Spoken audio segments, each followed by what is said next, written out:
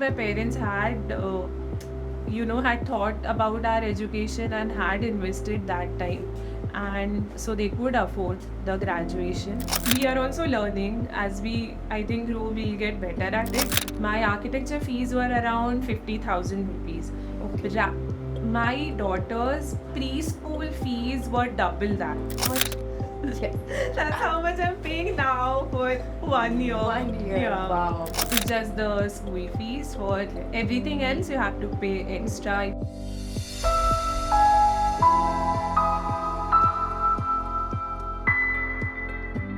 Hi Ridddhi, welcome to EduFund. Hi, thank you so much. We are very excited to have you here today and hear your story of financial planning for your daughter's education. Can you please tell me a bit about your education journey and how you manage your finances? Yeah, so I have done my graduation in architecture, and then I've done my master's in animation and illustration filmmaking. I did my architecture from Mumbai University, even though the fees are little higher than regular like engineering or other graduations. But I think my parents had thought about our education and had invested that time, and so they could afford the graduation. And then my master's I did from IIT Bombay, which is a government institute. So the fees, if you compare to other design schools, was like on a lower side because it is funded by the government. And as a master's student, we also get a scholarship. So we could manage. I could manage my my master's. I almost did on whatever I had saved from my work, and then the scholarship. Yeah. Okay. Yeah, I mean, when I was younger, I was not saving any money or anything. But after my daughter was born, we actually started seriously, considering, because suddenly you have a responsibility of a small kid, and she's gonna grow up. So then we started actually planning our finances, saving, and Okay Ridddhi, so what's your strategy to save for your daughter's current and future education? we are also learning as I think, grow, we'll get better at it. But after my daughter was born, we started, like from that year only, we started investing in a long-term scheme from a bank with our bank only.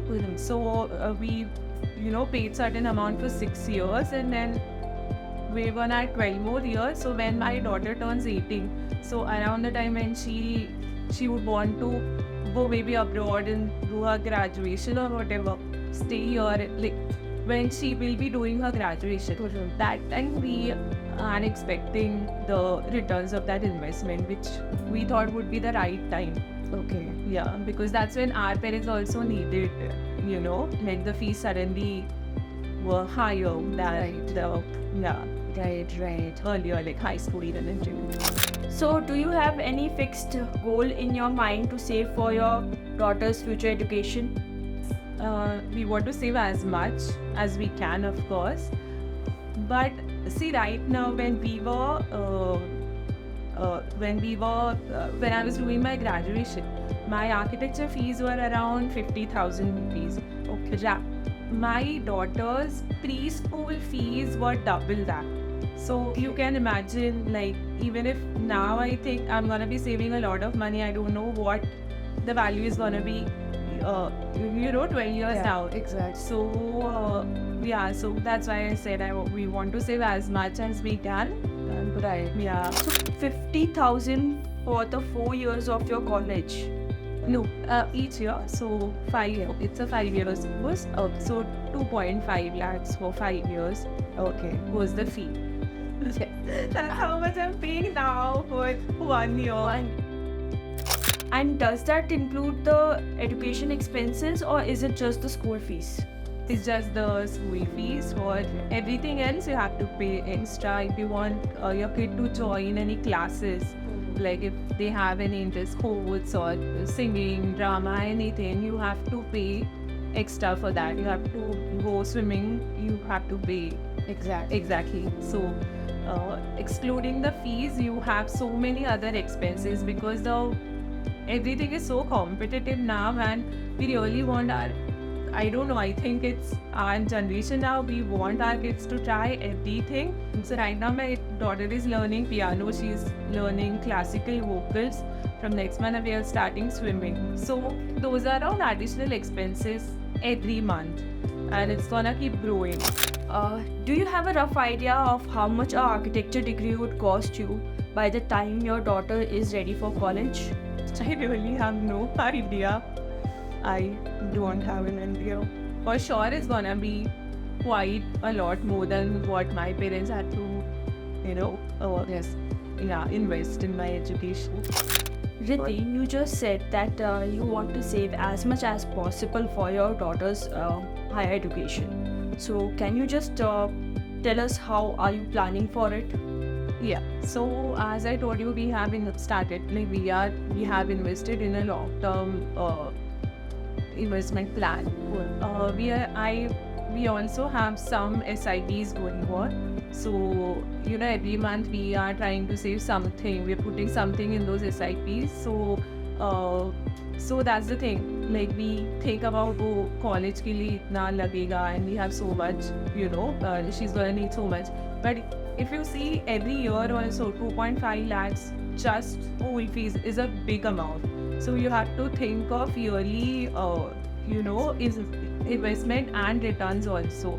So thinking of that, we are investing in some SIPs. It's yearly or 15 months, 16 month bound. So you get. So I'm thinking that at least my daughter's school fees are, we are saving every month for that. So SIPs is one thing. We are also we just started where we're building a shares portfolio. So some share long-term investment again. Exactly, diversification is important. So you mentioned that your father used to invest.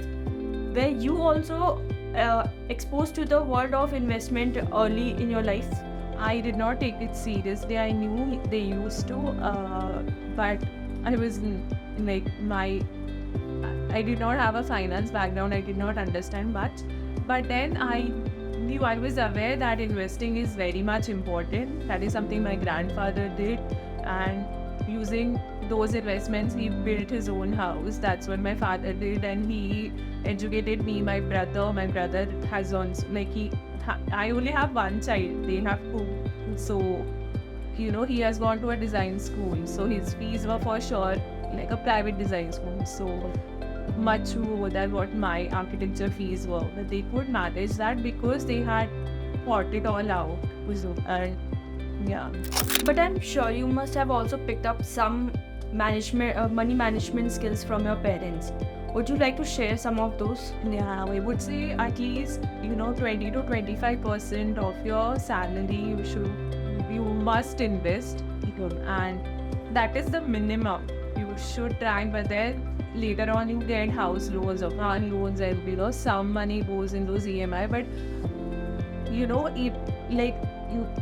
that is aside, you have to invest at least 20 to 25% of your salary, because yeah. Exactly, great tips. Thank you so much, Ridddhi, for sharing your story and your approach of saving for your child's education. Thank you, the pleasure was mine. Thank you so much for having me. Thank you so much for giving us your time, Ridddhi. Thank you. Thank you for joining us for yet another episode of Chasing Dreams with EduFund. We'll be coming back to explore more financial stories of Indian parents, and we'll give you more financial tips. So stay tuned for that and have a great day.